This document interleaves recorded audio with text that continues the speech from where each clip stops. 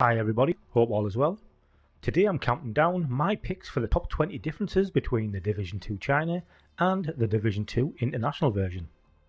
For this list, it's purely personal opinion.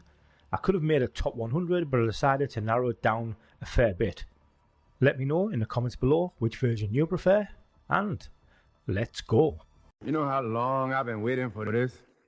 Woo, I'm about to make a name for myself here. So, to kick things off, characters. In the Chinese version, you can only have one character. There's no hardcore characters or anything like that, so just purely the one to pick from. Whereas the international version, you can have 4 characters, and obviously you can create a hardcore character or multiple hardcore characters if you wish.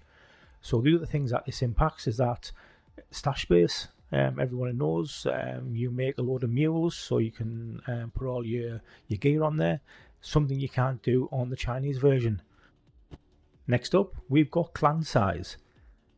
In China, you can have 200 members in your clan, whereas in the international version, you can only have 50 members. It was originally 50 members in China, but they recently updated the clan system, so it goes to level 40, and each level you go up, you gain more members that you can add to your clan, up to a maximum of 200. The amount of caches that you can hold has increased on the China version to 100 as opposed to only 20 in the international game.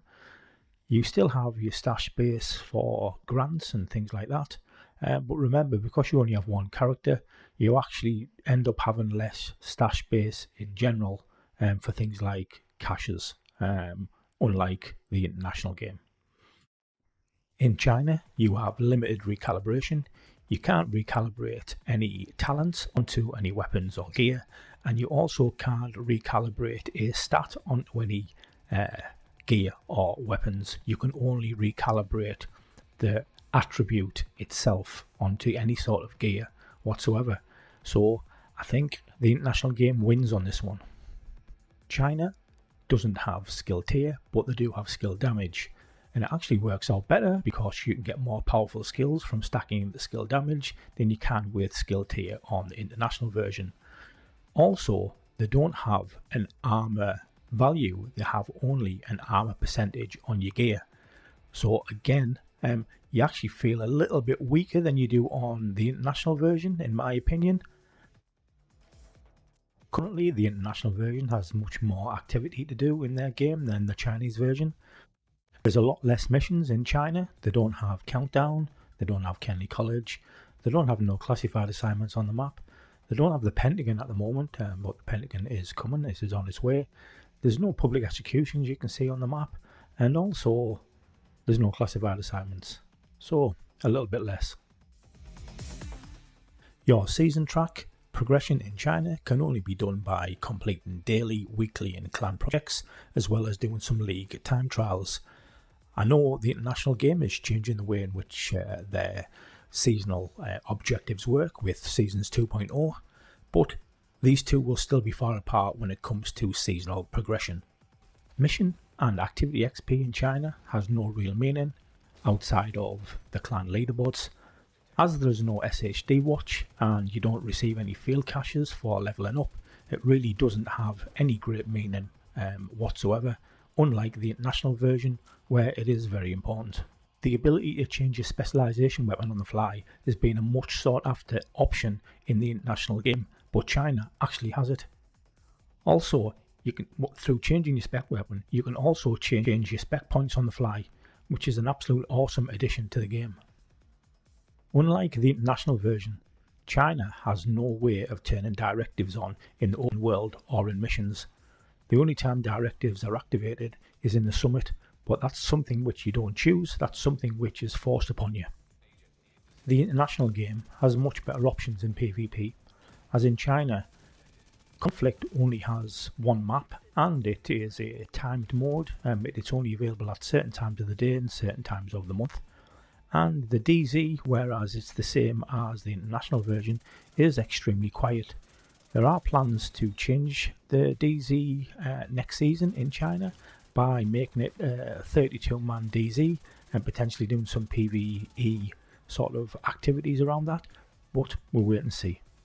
The Chinese version is very much pay to win. Everything is monetized from apparel stuff all the way down to mats. Mats are king. Mats are the only way which you can upgrade your gear and upgrade your weapons and make you incredibly strong, as well as buying modules again to make you even stronger.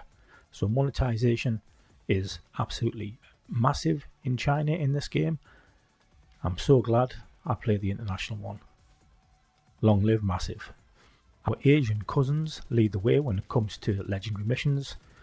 They still have the initial legendary missions that we have in DUA, Roosevelt and Capitol Building, but they've also added the Dark Hours Raid, Bank Headquarters, Potomac, Lincoln Memorial, Jefferson Plaza, and they're about to add Grand Washington and Jefferson Event Center.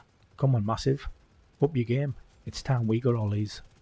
Unlike the international game, China has no expertise system, which, to be fair, isn't a bad thing because they can roll their stats a lot higher than what we can, and also they have extra attributes on their gear, making them incredibly strong.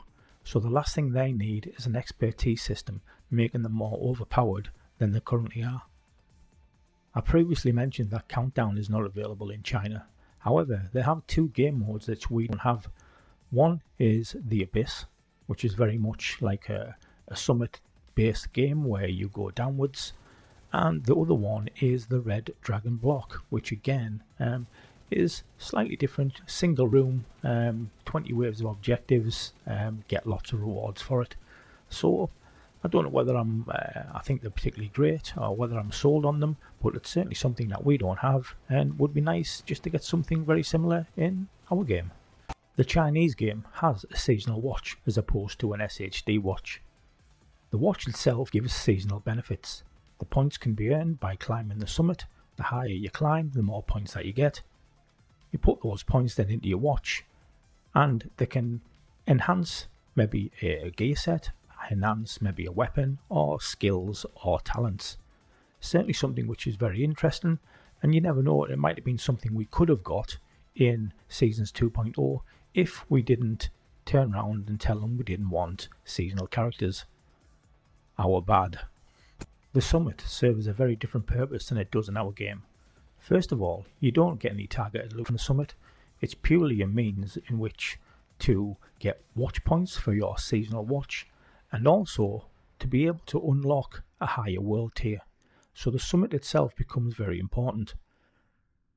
The way in which the summit works, the higher you climb, the harder it gets. You also need to have a high power score on your gear.